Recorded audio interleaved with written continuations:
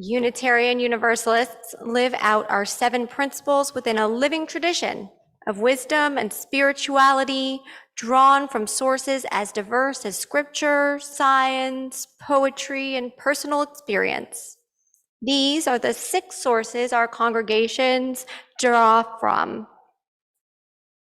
Today's service, presented by the Pagan Study Group here at UUFBR, draws from neo-paganism, or the modern practice of paganism. Paganism is a category of religions that are polytheistic or pantheistic and worship nature.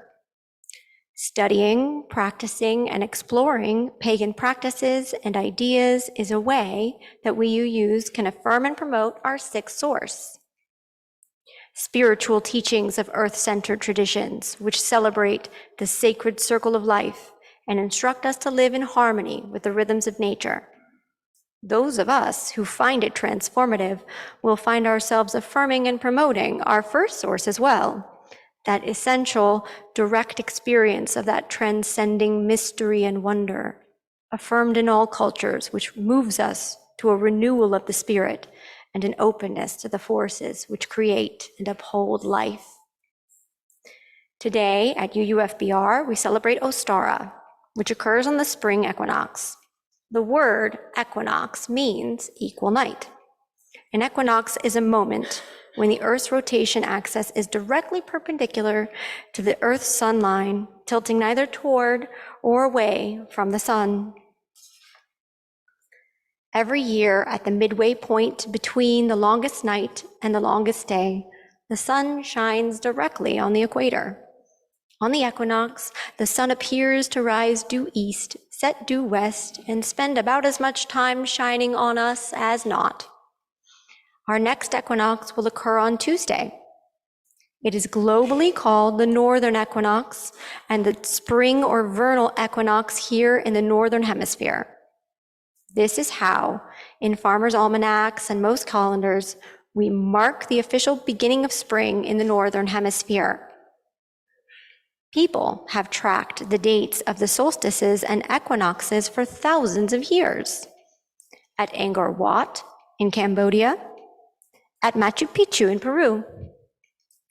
Ancient pagan Anglo-Saxons celebrated solstices and equinoxes. So, when Reconstructionists compiled a calendar for Wicca, the 4 quarter days, which is the solstices and equinoxes, were added to the 4 fire festivals celebrated by Celtic peoples to make up the 8 holiday wheel of the year used by Wicca and many other pagan groups today, the contemporary neo-pagan festival cycle. Aidan Kelly named Ostara, Litha, and Mabon in 1974 to differentiate Wiccan celebrations from the astronomical events themselves. Ostara was selected for the spring equinox after Estra, a goddess worshipped by West Germanic peoples prior to 800 CE. Her name shares a root with the word estrogen. Estra has become the neo-pagan avatar for the spring equinox, and many syncretic myths and practices have become associated with her. Some Scandinavian peoples celebrated Disseblot on the vernal equinox, a festivity whose main purpose was to honor all the female spirits, the female ancestors, the goddesses, and other female beings such as the Valkyrjor. Those who worship the triple goddess witness the crone become the maiden, setting aside the certainty of experience and wisdom to embrace wild curiosity, to experience things with a fresh perspective. The green man awakens life in the forest, renewing the lush vegetation at this time of awakening and growth.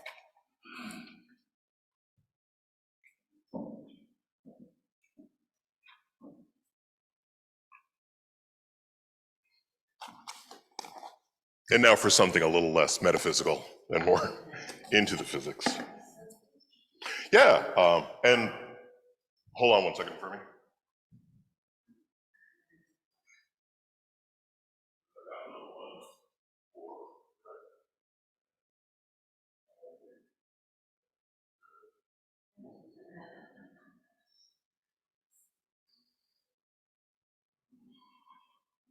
Yeah, so hopefully all y'all are familiar with slinkies as these coiled springs, right? Here's the question for you. If I go ahead and I hold the slinky like a fish by its tail, so that it's all stretched out, what will happen when I let it go with my right hand?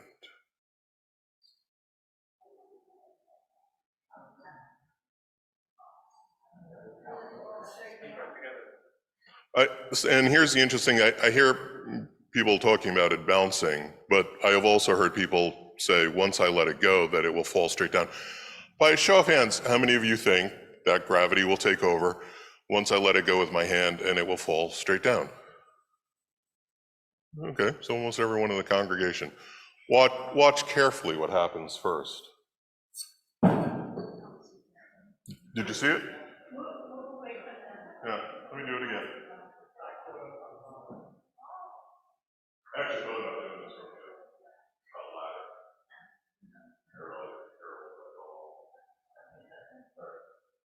Let go with my hand.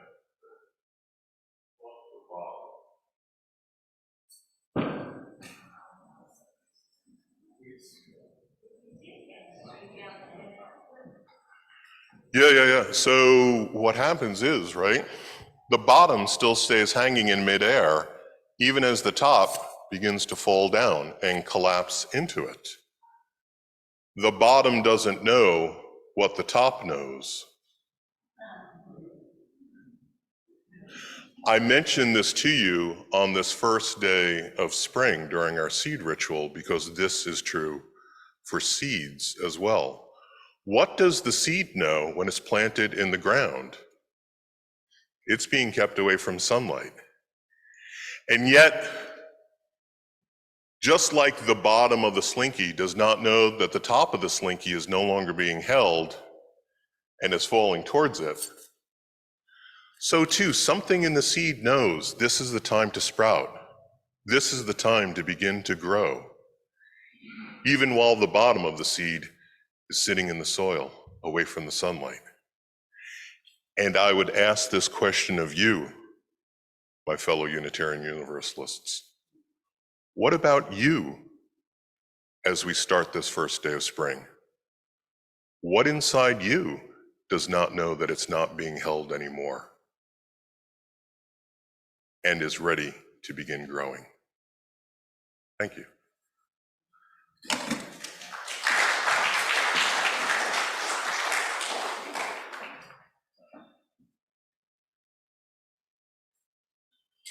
Please rise in body or spirit for an elemental invocation.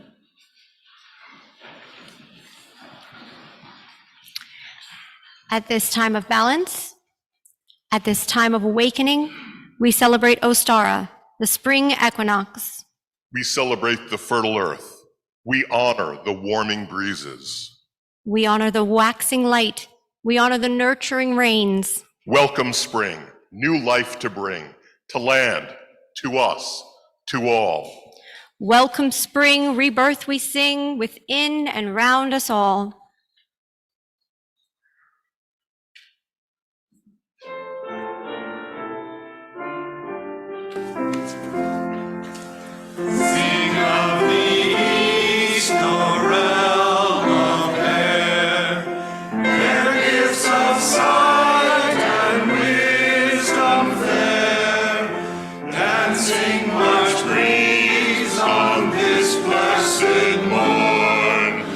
We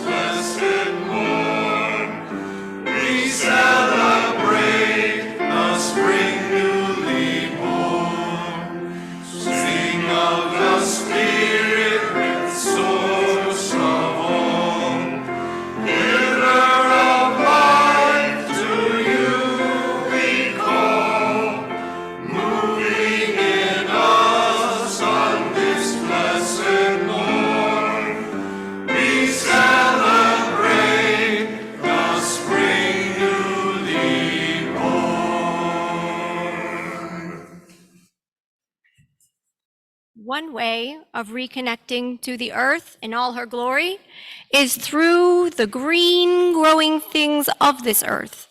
Another way of reconnecting is through the food that we eat.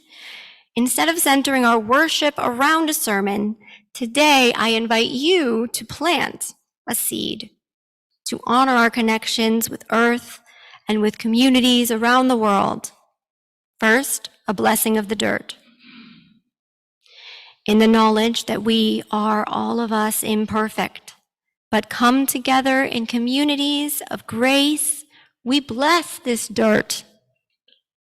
In sustaining faith, in human redemption and growth, we bless this dirt. In the wisdom of science that tell us dirt is an important part of our own health and happiness, we bless this dirt. In understanding that all living creatures are connected and have a right to healthy soil, we bless this dirt. In hopes that we will all continue to grow together in mind, body, and spirit, we bless this dirt. For this ritual,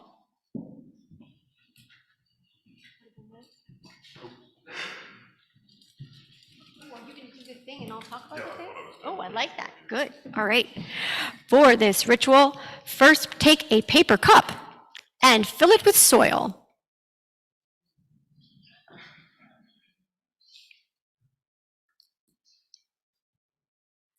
And then, hold on.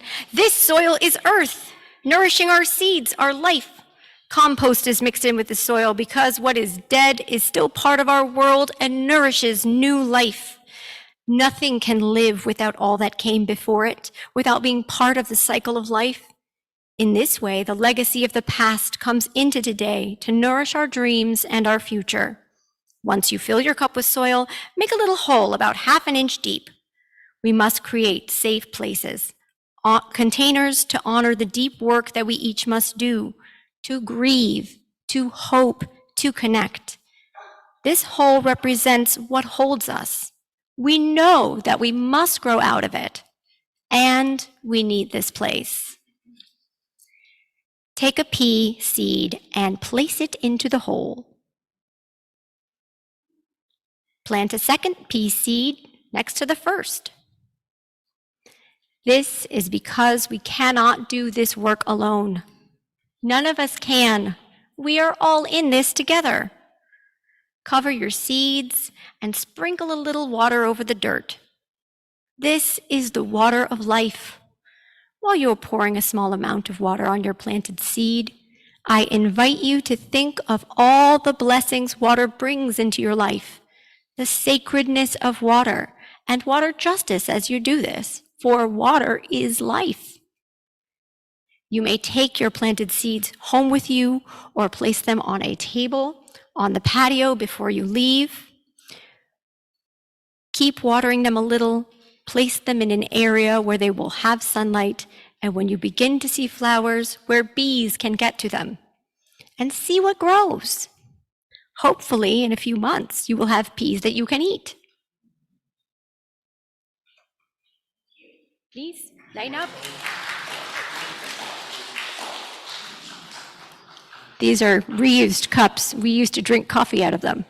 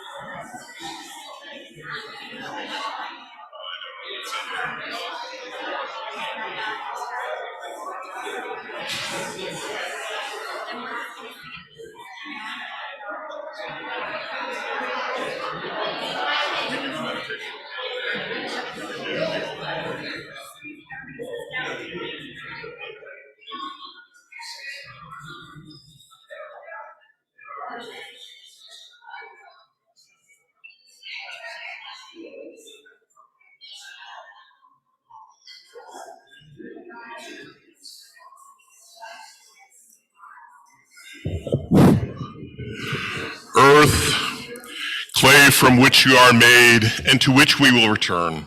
Soil, rich and aromatic, crumbling in my fingers, dark under my nails. This cleansing dearth, the natural filter for aquifers, holds life. Once weathered rock and dissolved mineral, now joined with humus, decaying material feeding hungry fungus and bacteria. You are living, made of living organisms and giving life. Forgive us for treating you like dirt. Overlooked as we walk over you without a second look, littered with our discarded cartons and plastic bags. Forgive us for seeping toxins from clever industrial innovations. Forgive us and accept these seeds. Seeds, promise of future life. May you germinate and live into your full potential. Let your roots feel and follow the earth's gravity down, and let your green shoots break through to the surface and feel the light. Future plant, thank you. Thank you for converting sunlight into chemical energy that allows life to flourish. Thank you literally for the food we eat. Thank you, and accept the water. Water, fundamental compound. We are only a part of your journey. Little puddles making mud, cumulonimbus clouds above, glaciers melting over us tower, sprinkling in a springtime shower, the unimaginable expanse of the ocean's depth, vapor from our dying breath. You are in all of us, in every cell of our being. Water, continue to flow, continue to allow life to grow, continue to quench our thirst, continue your cycle through the earth, transpiration and evaporation, condensation and precipitation. Continue to filter and trickle into streams, finally reaching the sea, only to continue your journey again into the air. Air, solution of gases, invisible but felt, held and heard. We feel you as the air pressure changes and the trees' leaves dance in your wind. We hold you in anticipation. You are our life breath, flowing in and out of all of us. Oxygen in and carbon dioxide out. Inhale, exhale, flowing back and forth between plant and person, algae and animal. We hear you, air. You are the conveyance for our encouraging words and uplifting music as your waves vibrate. You surround us and expand throughout our atmosphere, beyond the stratosphere, toward our sun. Sun, little yellow star, great source of life's energy, bringer of light and warmth, harbinger of the new day as we see you again after another rotation on our axis. Rolling, radiant plasma, your solar rays give us hope. Hope for a new tomorrow. Hope for warmth after a long winter. Hope for light when the future seems dark and so hard to see.